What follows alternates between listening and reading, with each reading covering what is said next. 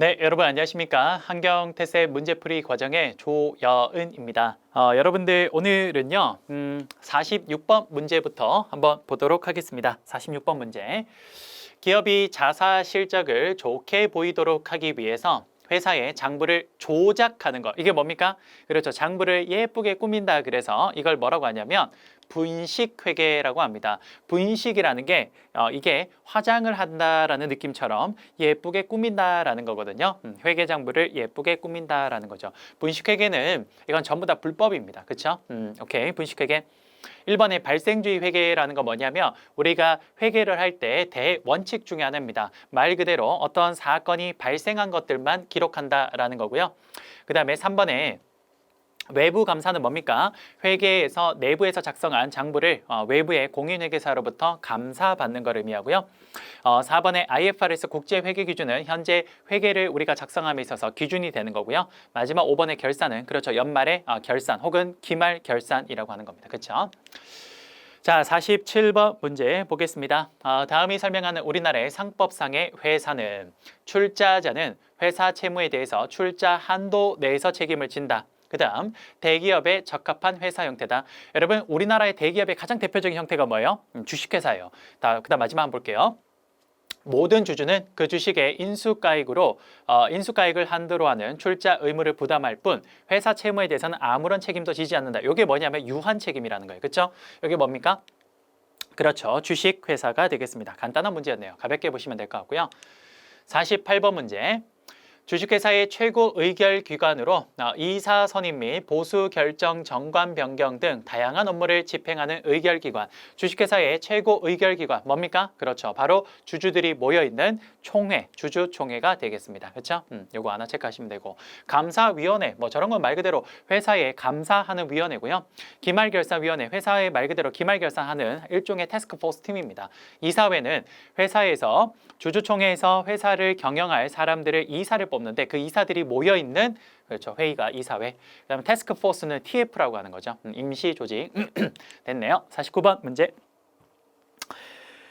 자동차 부품을 제조하는 A 회사의 대주주 겸 대표이사인 갑은 회사의 경영권을 그대로 유지하면서 구조조정을 실시하고 사업의 위협을 분산시켜 경영을 합리화하고자 한다. 이러한 상황에서 갑이 선택할 수 있는 방법은 뭐냐? 요거는 대표적으로 회사를 분할하는 방법이라고 합니다.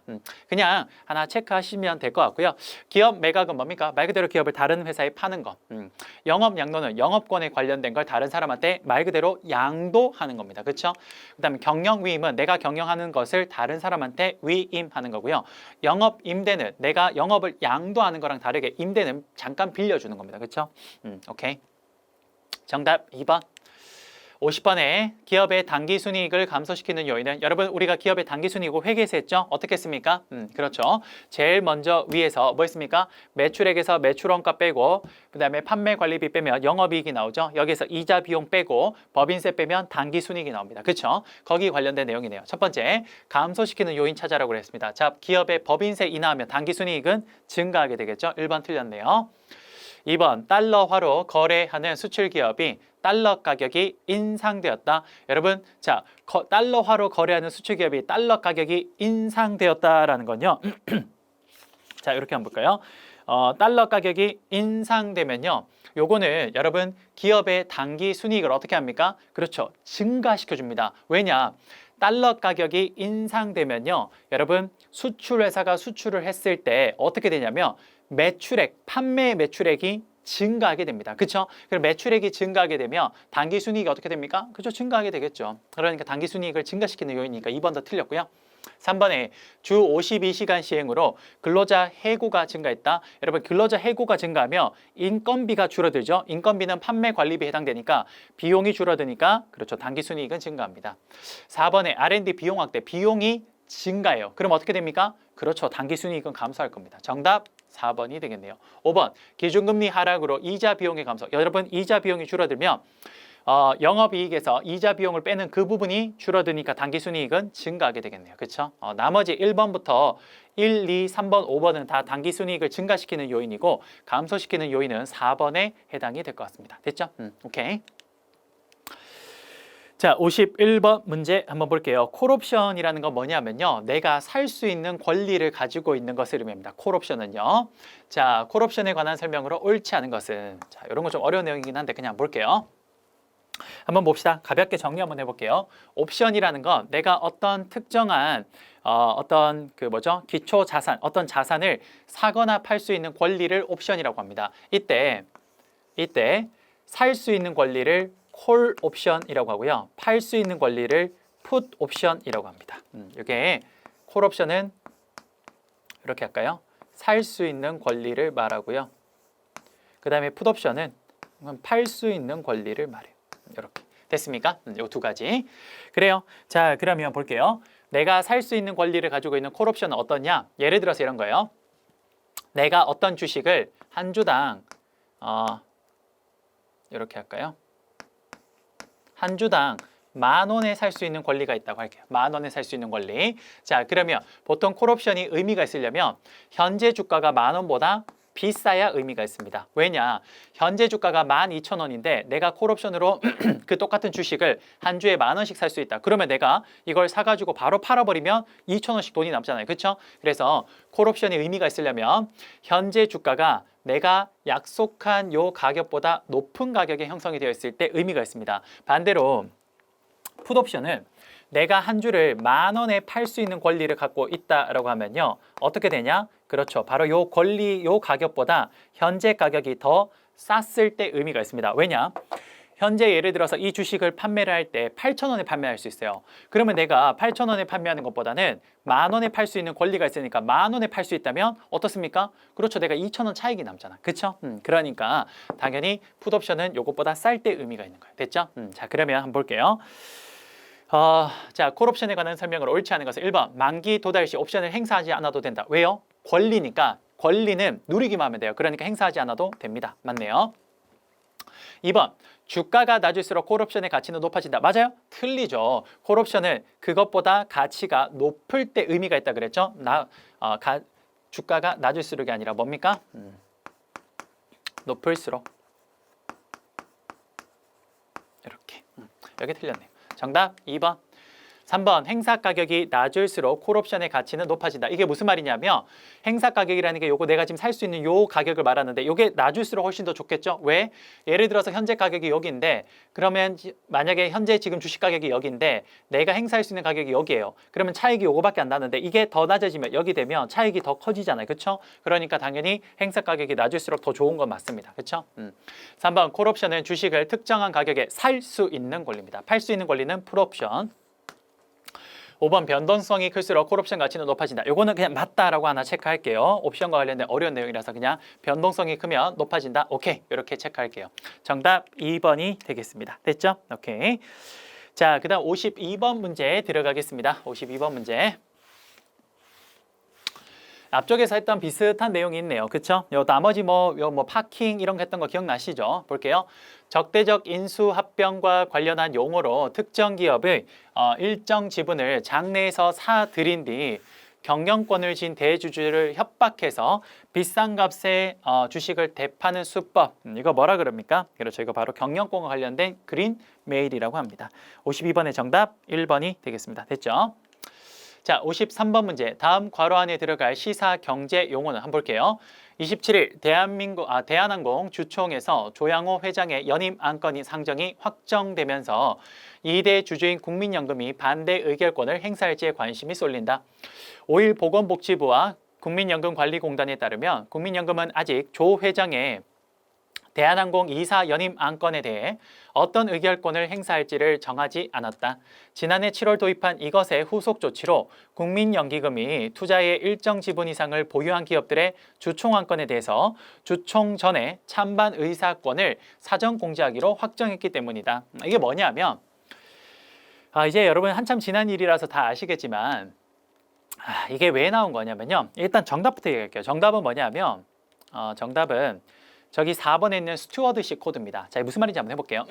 이것도 사실 비하인드 스토리가 좀 있는데 이게 왜 이런 일이 발생한 거냐. 이게 뭐냐면 그 대한항공이 그 당시에 제가 뭐 그냥 농담 반 진담 반으로 자주 하는 말이긴 합니다만 여러분 대한항공은 무슨 회사예요?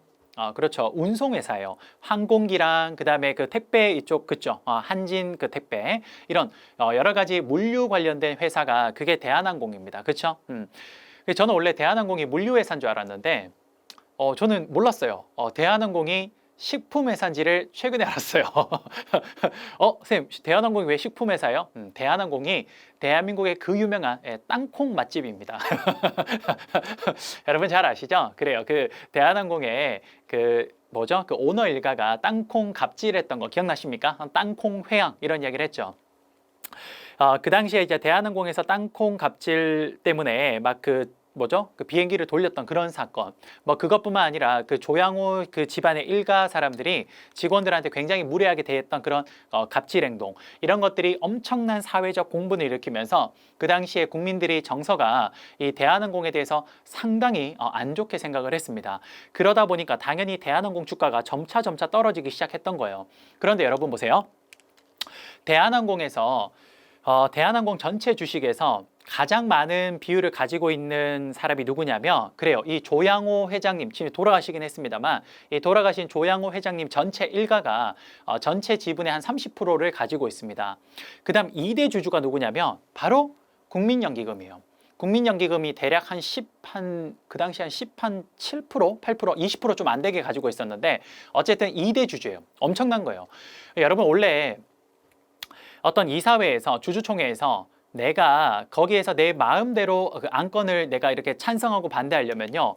내가 가지고 전체 주식의 50% 플러스 한 주를 가지고 있어야 내가 마음대로 할 수 있어요. 그러면 조양호 회장님은 한 30% 가지고 있으니까 자기들이 마음대로 할 수 없죠. 그래서 보통은 자기들한테 우호적인 사람들, 그 대표적으로 이런 데요. 국민연기금. 이런 데에서 그냥 너희들이 원하는 대로 이렇게 국민연기금이 보통 이렇게 도와줍니다. 보통은 이제 국민연기금이 국가기관이잖아요. 그렇죠? 그런데 이런 사기업의 어떤 경영활동에 국가기관이 개입하는 건 이건 약간 자유시장 경제에 좀 맞지 않다라고 생각이 들어서 보통은 국민연기금이 그런 사기업의 경영활동에는 간섭을 안 합니다. 보통 그래요. 그래서 자기들이 그냥 찬성할래요 하면 다 찬성하는 이런 분위기였는데 물류회사가 이제 그 맛집으로 바뀌면서 땅콩 맛집으로 바뀌면서 그러면서 국민적으로 공분도 많이 샀고 그러면서 동시에 이제 그 대한항공 주가가 막 떨어집니다. 그렇죠? 그러니까 그 2대 주주인 국민연기금이 굉장한 손해를 봐요. 왜 많이 갖고 있으니까. 그렇죠?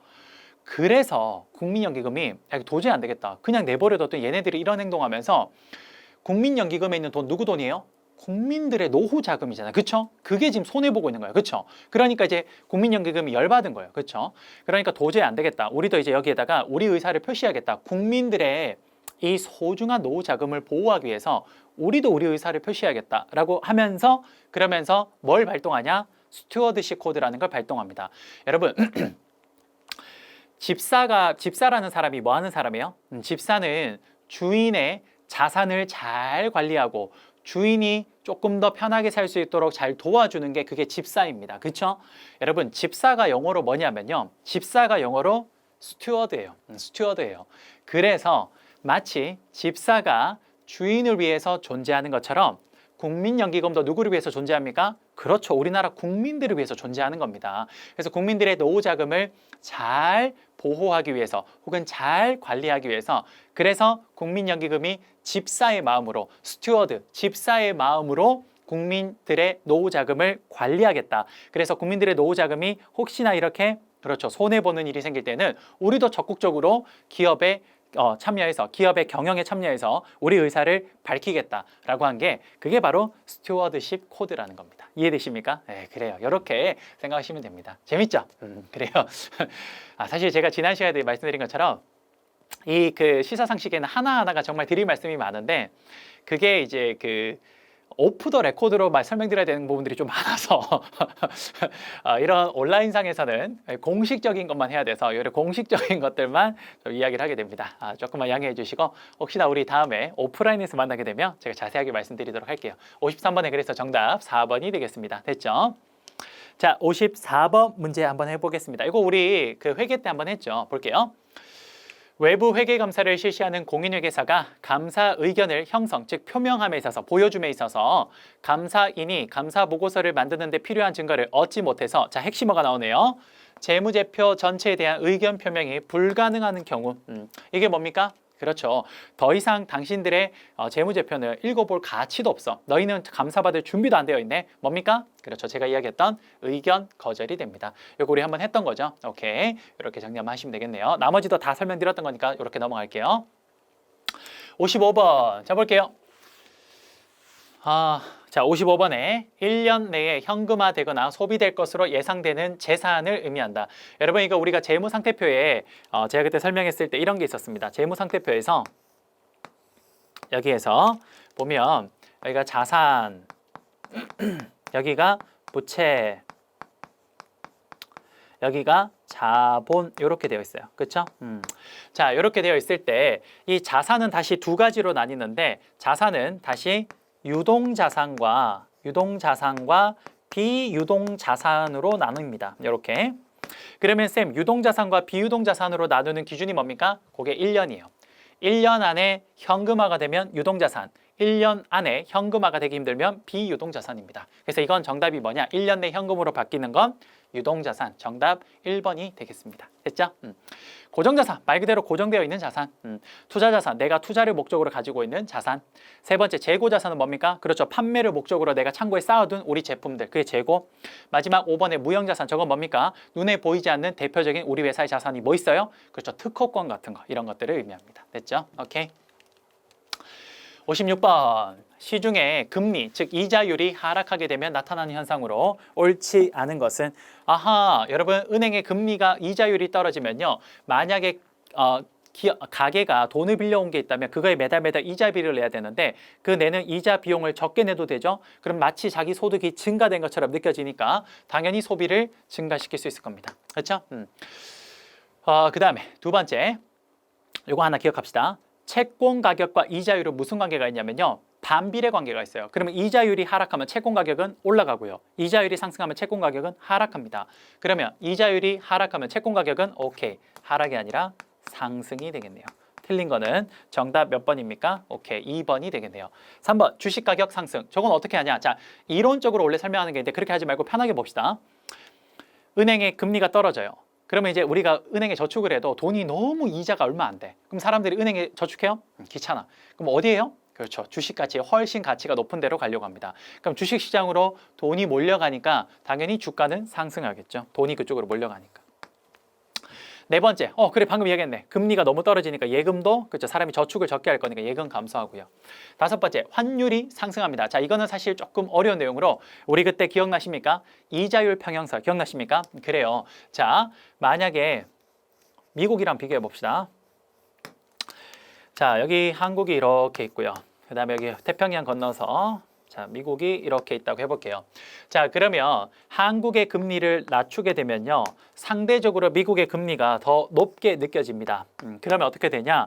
자, 상대적으로 한국에 있던 달러가 이렇게 밖으로 유출될 가능성이 높아요. 됐습니까? 자, 그러면 우리나라에서 달러를 많이 사가지고 이제 나가려고 하는 거죠. 나가려고 하죠. 달러가 밖으로 나갑니다. 그렇죠? 그럼 우리나라의 달러는 점점 줄어들고 상대적으로 원화는 많아지는 거예요.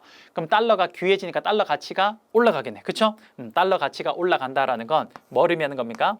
그렇죠. 환율이 1달러당 1,000원이 어떻게 바뀌는 거예요? 오케이. 어떻게? 1달러당 2,000원이 되는 겁니다. 이렇게. 어떻게 된 거예요? 환율의 상승. 정답 5번도 맞는 말이네요. 그렇죠? 틀린 거는 정답 2번이 되겠습니다. 오케이. 자, 57번 문제 한번 볼까요? 비슷한 문제 하나 더 나오네요. 기준금리를 낮춘다라는 건 결국 이자를 낮추는 거네요. 그렇죠? 자, 이자를 낮출 때 가장 이득을 볼 것으로 예상되는 경제 주체는 이라고 했습니다. 첫 번째, 돈을 빌려준 채권자. 아니죠. 채권자는 돈을 빌려줬는데 이자를 이제 이자값이 떨어지니까 돈을 이자를 더 적게 받게 되니까 손해를 보게 될 거고요. 두 번째, 고정금리로 차입한 차입자. 뭡니까? 이자를 고정을 해놨어요. 근데 이자가 요것보다 지금 어떻게 된 거예요? 떨어졌죠. 그렇죠? 그러면 오히려 더 적게 낼 수 있는 걸 계속 더 비싸게 내야 되니까 고정금리로 차입한 차입자도 불리해지겠네요. 3번, 현금을 보유한 가계. 그렇죠. 여기도 뭡니까? 손해를 보게 될 겁니다. 왜? 이자가 떨어졌다라는 거 그만큼 현금의 가치가 어떻게 되는 거니까 떨어지는 겁니다. 왜냐? 시중에 돈이 많이 풀리니까 그 돈의 가치가 떨어지는 거예요. 그렇죠? 그러니까 현금을 많이 보유하면 오히려 가치가 떨어져서 역시 손해일 겁니다. 4번에 주식에 많은 돈을 투자한 투자자. 아까 이야기했네. 이자율을 떨어뜨리니까 주가는 어떻게 됐습니까? 올라갔죠. 오케이. 이 사람은 유리해지겠네요. 정답 몇 번? 정답은 4번이 되겠습니다.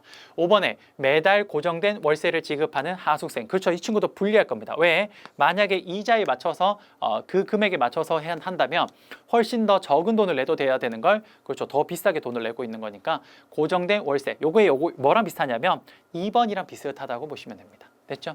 오케이. 정답은 4번이 되겠습니다. 고생하셨고요. 58번 봅시다. 와, 쌤. 시사상식이 생각보다 상식 말고도 나오네요. 맞아요. 이게 정확한 명칭은 경제 시사상식인가 그래요. 그렇기 때문에 일반 시사상식도 있고요. 경영 시사상식도 있고 금융 시사상식도 있어요. 그러니까 이런 다양한 것들이 나옵니다. 알겠죠? 자, 58번 주식처럼 거래가 가능하고 특정 주가지수의 움직임에 따라 수익률이 결정되는 펀드. 이거 뭐라 그랬습니까? 그렇죠. 마치 주가지수를 추정할 수 있게끔 그렇게 만든 펀드인데 이거를 주식시장에 상장시켜서 누구나 샀다 팔았다 할 수 있게 만들어주는 거. 그게 뭐였습니까? 그렇죠. ETF라고 이야기를 합니다. 오케이. ELS는 뭐냐면요. 대표적으로 주가 연계 증권과 관련된 파생 상품을 의미하고요. ELW는 이 워런트라 그래서 역시 파생 상품에 해당됩니다. DLS는 예금과 관련된 파생 상품이고요. ETN은 증권사에서 발행하는 일종의 ETF랑 비슷한 그런 펀드를 의미합니다. 오케이, 정답은 1번이 되겠네요. 자, 59번 한번 볼까요? 중앙은행이 국내 경기의 진흥책으로서 주로 민간 기업의 투자 활동을 자극하기 위해서 공정 이자율의 인하, 공개 시장에서의 국채 및 기타 유가 증권의 매입 조작, 지급 준비율의 인하, 지급 준비율의 인하 등으로 싼 자금을 공급하는 조치를 취하는 것을 뭐라고 합니까? 라고 하는데 이게 뭡니까? 이게 이지머니예요. 쉽게 돈을 빌려와서 쉽게 돈을 쓸 수 있는 걸 가지고 이지머니라고 합니다. 나머지 한번 볼까요? 시드머니는 뭡니까? 부실 기업을 정리할 때 추가로 해주는 대출을 시드머니라고 하고요. 마진머니는 뭡니까? 이걸 보통 보증금 혹은 증거금과 관련된 머니고요. 하드머니와 소프트머니는 비슷한 이야기인데 하드머니는 이게 중국에서 정치 자금을 후원해 줄 때 쓰는 거를 하드머니, 소프트머니라고 하는데 하드머니는 미국에서 개인이 특정 정치인한테 후원해 주는 게 하드머니. 소프트머니는요. 미국에서 기업이나 단체가 미국의 정당에다가 하는 후원이 소프트머니가 됩니다. 알겠죠? 이렇게 정리하시면 되겠네요. 오케이, 좋습니다. 자, 그다음 마지막 60번 문제 보고 마무리하도록 할게요. 금융자산의 선택과 관련한 설명으로 옳지 않은 것은 역시 틀린 거를 물었습니다. 옳지 않은 거. 자, 낮은 위험을 선호한다면 낮은 수익률을 감수해야 된다. 여러분, 우리 금융자산 선택에 아주 격언이 하나 있습니다. 그게 뭐냐 하면 high risk, high return이라는 게 있어요. 여러분 이게 뭐냐면요. 봅시다. high 이건 뭔지 알죠? 높다. 그러니까 return이 뭐냐면 여러분 return이 원래는 이렇게 돌아오다는 뜻인데 이게 금융용어에서는 여러분 금융용어에서는 return이 수익률로 써요. 수익률. 왜? 잘 봐요. 내가 투자를 했는데 뭔가 돌아와요. 뭐가 들어와요? 수익. 그렇죠. 그래서 return은 수익률로 쓰입니다. 뭐냐? 높은 수익률을 원한다면 high risk, 높은 위험을 감내해야 된다는 겁니다. 이게 무슨 말입니까? 세상에 공짜 없다. 네가 정말 높은 수익을 원한다면 그만큼 리스크를 높게 가져가야 된다. 위험을 감수해야 된다라는 거죠. 아시겠죠? 사실 여러분 우리 취업할 때 이런 이야기가 있어요. 제가 이제 학생들한테 여러분들은 어떤 데 취업하고 싶어요? 라고 하면 이래요. 선생님 저는요 요즘에 워낙 경제가 안 좋으니까 일단 굉장히 직업의 안정성이 있는 곳에 들어가고 싶습니다. 그리고 돈도 많이 벌었으면 좋겠어요. 그런 데는 없어요. 그건 너무 이기적인 생각이에요. 그런 건 없어요. 대한민국에 그런 데 있으면 제가 제일 먼저 들어갈게요. 그런 건 없어요. 무슨 말이냐? 내가 안정적 직장을 원한다면 그러면 수입은 포기해야 됩니다. 돈은 적게 버는 걸 돈을 많이 버는 게 힘들어요. 그러니까 대표적으로 공무원 조직 어떻습니까? 정말 수입이 낮아요. 그렇죠? 예, 그런 굉장히 안정적인 조직입니다만 그만큼 수익도 낮아요. 반대로 예를 들어서 내가 어떤 사업을 한다고 할게요. 리스크가 굉장히 클 거예요. 그렇죠? 위험이 굉장히 높아요. 그 아마 사업이 안 될 가능성도 굉장히 높습니다. 근데 되기만 되면 어떻게 됩니까? 대박 터지는 거죠. 그렇죠? 그러니까 high risk, high return이라는 겁니다. 높은 수익을 원했을 때는 높은 위험을 감내해야 된다. 반대로는 낮은 수익을 낮은 위험을 네가 원한다면, 안정적인 직장을 원한다면 그만큼 낮은 수입도 감내해야 되는 겁니다. 이해되십니까? 그래요. 자, 그러면 여기에서 우리가 추가로 하나 배워야 될 건 뭐냐면요. 이런 걸 하나 배워야 되는데, 그래서 금융자산의 위험도를 조금 체크를 하나 기억해야 되는데, 금융상품 중에 가장 위험도가 높은 게 뭐냐 하면 파생상품이에요. 이게 제일 높고요. 그 다음 뭐냐? 주식이 높고요.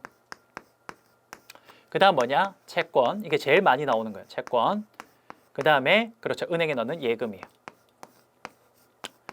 자, 여러분들 오른쪽에서 왼쪽으로 갈수록 뭐냐? 리스크가 위험이 점점 높아지는 거예요. 그러면 수익률도 당연히 오른쪽에서 왼쪽으로 갈수록 높아지는 거예요. 알겠죠? 오케이. 이렇게 체크하시면 됩니다. 볼게요. 1번. 낮은 위험을 선호한다면 낮은 수익률을 감수해야 된다. 그렇죠. 내가 안정적인 직장을 원한다면 그만큼 월급은 좀 포기해야 됩니다. 그렇죠? 2번 파생 상품은 높은 수익률을 추구할 수 있다. 그렇죠. 가장 위험이 높으니까요. 그렇네요. 2번도 맞네요. 3번 안전자산을 선호한다면 채권보다 주식이 낫다. 여러분 채권이란 주식 중에 어디가 더 안전해요? 채권. 정답 몇 번? 3번이 틀린 말이 되겠네요. 4번 디플레이션 상황이라면 실물 자산보다는 금융 자산을 구매하는 것이 유리하다. 여러분 이거 우리 어디서 배웠어요? 거시경제학의 챕터 6장에서 인플레이션의 효과에서 뭐가 있었습니까? 그렇죠. 인플레이션의 효과가 나올 때는 실물 자산과 현금 보유한 사람 중에 누가 더 유리합니까? 실물 자산. 그럼 디플레이션은 그 뒤바꾼 거라고 제가 이야기를 했죠? 그럼 당연히 뭐예요? 현금 자산이 유리하겠네. 그러니까 금융 자산이 있는 게 더 유리하겠네. 실물 자산보다. 그렇죠? 그 다음에 5번에 퍼가 낮은 주식은 투자 가치가 높은 주식이다. 하나 기억할게요. 자주 나오는 거긴 한데 퍼라고 앞으로 나오죠. 퍼. 자, 저거 주가 수익 비율이라고 하는데 그런 걸 설명하기 너무 어렵고 복잡하니까 그렇게 생각하지 맙시다. 이것만 알면 돼요. 퍼는 뭐다? 퍼는 낮을수록 좋다. 퍼는 낮을수록 좋은 거다. 이렇게 생각하시면 됩니다. 즉 퍼가 낮으면 좋은 주식인 거예요. 알겠죠? 일단 그렇게 생각할게요. 이것도 맞는 겁니다. 정답 몇 번? 3번이 되겠습니다. 자, 여러분들 수고 많으셨고요. 이렇게 해서 우리 적중 예상 문제 1회차에서 시사 상식 파트를 끝을 내도록 하겠습니다. 31번부터 60번 문제까지였거든요. 여기까지 마무리를 하고 이제 마지막 파트에 해당되는 뭡니까? 상황 판단 문제를 61번부터 진행하도록 하겠습니다. 자, 여러분들 수고 많으셨고요. 저는 다음 시간에 다시 찾아뵙도록 하겠습니다. 여러분 감사합니다.